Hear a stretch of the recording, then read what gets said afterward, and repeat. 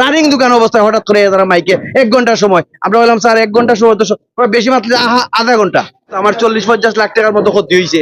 আপনার দোকান আমার 4টা-5টা দোকান এই মার্কেটও না আমরা আলটিমেটাম পাইছিলাম না, হঠাৎ করে ইয়া উঠিয়া কর বাজারের কাগজ দেখাইতাম, মানে কাগজ দেখাইতে পারতাম দিকে আধা ঘন্টা টাইমে কইছে আধা ঘন্টার ভিতরে ভাঙ্গি লিতাম, ও আধা ঘন্টার ভিতরে আমরা সবটা ভাঙ্গি গিয়া লিয়া যেরাম কি যার যার মাল সাবানা।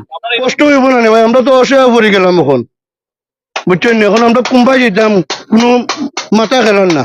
ওই 1 ঘন্টা কইছি, এখন মাতলে আধা ঘন্টার ভিতরে সবকিছু আপনারা সরাব, তাইলে আমরা ব্যবস্থা নিব। সেনাবাহিনী দিছে আলটিমেটাম দিয়া কইলা কইছিল সামনের মার্কেট ভাঙবো, ভাঙ্গার পরে তারা ইয়া ওর যে বাজারের সেক্রেটারি সাহেবরে তুকাইছে, তাইনটা কইছে বাজারের কাগজপত্র দেখাইতো, অনেক কাগজপত্র দেখাইতে পারছে না দেখিয়া বাজার ভাঙ্গ হইছে আরই। আমরা যে সমস্যা হলো তারিয়া কিচ্ছু করতাম পারছি না, আমরা তারা সবাই মিলিয়ে সাহায্য করছে। আমরা হুট করি আমরা কই যেতাম, কিতা করতাম, আমরা মানুষ নাই, কাজ করাইতাম, খারেজ করাইতাম, সব আমার ভাই বাগনা বাতিজা এরা দিয়ে আমরা সব এর বাসাতে কার সাথে মাল গেছে, আমার চাউলের বস্তা, চিনির বস্তা, ডাইলের বস্তা কই গেছে না গেছে, এই যে টাকা পয়সা নগদ ক্যাশ চিত্রিয়া কোনবাই গেছে। আমরা রানিং দোকান অবস্থায় হঠাৎ করে তারা মাইকে 1 ঘন্টার সময় আমরা বললাম স্যার 1 ঘন্টার সময় তো বেশি মাত্র আধা ঘন্টা। তারা কইতে কয় তারা ওই অন্ধকালনে তারারে 1 সপ্তাহ সময় দিছে, কিন্তু অন্ধকালনে আমরা একবারও কইছে না যে আপনারা ওই যে আগামী 1 সপ্তাহ বা 2 দিন বা 3 দিনের সময় আপনারা দোকান ছাড়িয়ে যাবে, কোনো নোটিশ না।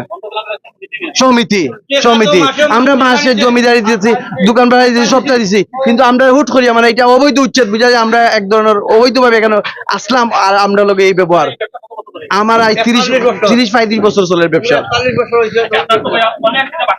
আমার অনেক টাকা আছে, অনেক টাকা বাকি আছে, 15-20 লাখ টাকা খালি বাকি আছে নগদ। তোলা অসম্ভব, আমার মালের ক্ষতি, বাকির পয়সার ক্ষতি, সবকিছু ক্ষতি আমার। আমরা এখন পথে বোয়াত, ওই যেভাবে বোয়াত আছি এইভাবে আমরা বোয়াত থাকতাম। দেখা যাক, এখন তো উপস্থিত এইগুলো আমরা করতেছি, এগুলো শেষে পরবর্তীতে দেখা যাবে কি করা যায়। তখন সরকারের যে একটা উদ্দেশ্য নিছে, এগুলো তো আর কিছু করা নাই, সরকারের তার কিছু মাথার সুযোগ নাই। না, বাড়তি কোনো ইনকামের সোর্স নাই, এগুলো তো আমরা খুব দুঃখিত। কারণ সব কতটা ফ্যামিলি, এটা এখন দোকানের 4টা-5টা ফ্যামিলি থাকতো, চলতো এক দোকানের উচিলে, এখন তো সব ভাঙিলে, যখন তারা ফ্যামিলি তো খুব কষ্ট হইব, উপস্থিত অনেক দিনও কষ্ট হইব।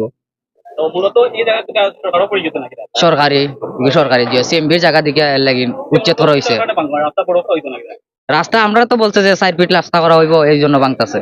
মানে এটার ভিতরে তো আসে না 4 ফিট রাস্তা করলে ভিতরে আসে না। 4 লাইনের রাস্তা করতো, হ্যাঁ 60 ফুট না, শুনছি 120 ফুট বলে করবো।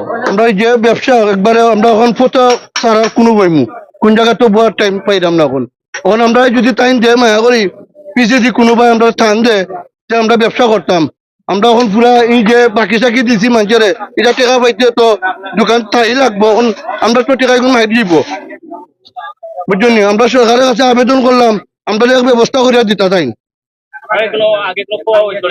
জি না, আমরা কোনো নোটিশ দেওয়া হয়েছে না।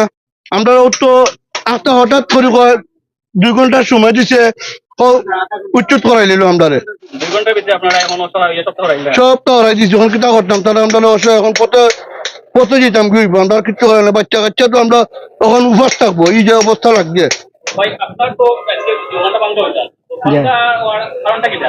কারণ তো এটা যতটুকু জানি যে জেলা প্রশাসকের জায়গা, এখন জেলা প্রশাসকের জায়গার কারণে তারা স্যার যে তার জায়গা খালি করার লাগি দেড়শো, এটা মূলত ভাঙতে হতো। তো উপস্থিত আসলে এটাই তো ইনকামের একমাত্র স্থল আছিল। এখন দেখা যাক বাকিটা অন্য কোনো দিকে ব্যবস্থা করতে হবে, আর তো আর কোনো উপায় নাই। উপস্থিত আর কি দোকান বন্ধ, ওটাও আলটিমেটাম সড়কে যতটুকু পায় ততটুকু ভাঙ্গার কথা ছিল, পুরাটা ভাঙ্গা হইব করিয়ে জানা ছিল না, অতটুকু হইলো বিষয়। এখন যেহেতু ভাঙ্গা হয়ে যাব, এটা তো আর সরকারি নির্দেশ কিংবা জেলা প্রশাসকের জায়গায়, এখানে তো আর আসলে আমরা কিছু করার মতো নাই।